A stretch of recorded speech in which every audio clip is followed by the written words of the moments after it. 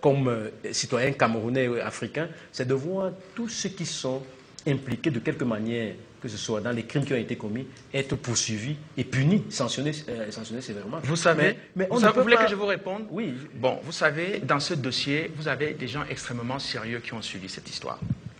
Vous avez le président Jerry Rawlings, qui s'est indigné publiquement, c'est un ancien chef d'État, et qui arrive au pouvoir à la suite d'un coup d'État, qui s'est indigné du traitement qui a été réservé. Vous savez, c'est très facile comme ça, de quelqu'un qui est déjà tombé. Attendez, laissez-moi finir. Parce que vous savez qui a tué Robert Gueye? Il faudrait bien le savoir. Hein. Bon, alors, mais vous le dites comme si vous saviez qui a tué Robert Gueye. Oui. Dites-le.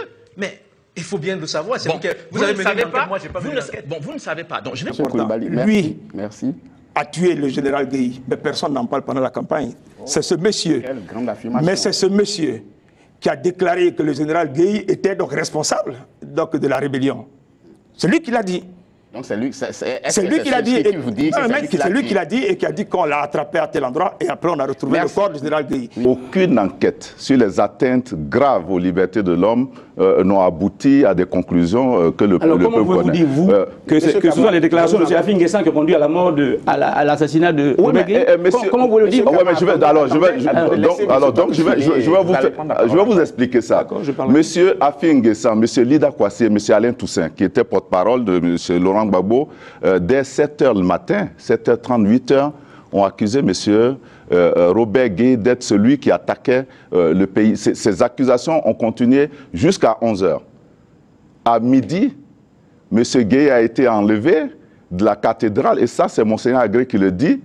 Et puis, à 13h, on a annoncé sa mort. Et après sa mort, la question a été posée à M. Afin N'Guessan si Robert Gueye avait vraiment été tué. Il a confirmé qu'il a été tué et qu'il a été tué sur le chemin de la RTI au moment où il partait faire une déclaration. Mais vous pensez que ça, ce n'est pas une accusation grave? Mais je voudrais dire, M. Afin N'Guessan, vous parliez tout à l'heure justement de ce que l'histoire nous jugera.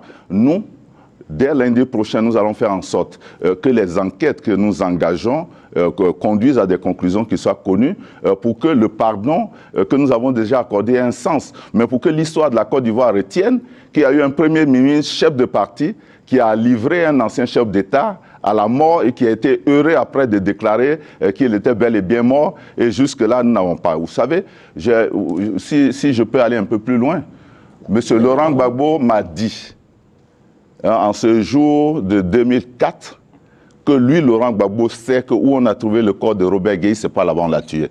Et qu'il a besoin de savoir ce qui est arrivé à Robert Gueye pour que lui-même puisse se protéger. Il me l'a dit. Il me l'a dit et il m'a fait d'autres confidences. Vous êtes en train de révéler un secret mais bien sûr, il me l'a dit à moi. Oui. À moi. Alors, nous l'avons rencontré, les enfants Gueye, en 2004. Il a demandé qu'il ait une enquête. Cette enquête, les résultats ne sont jamais venus.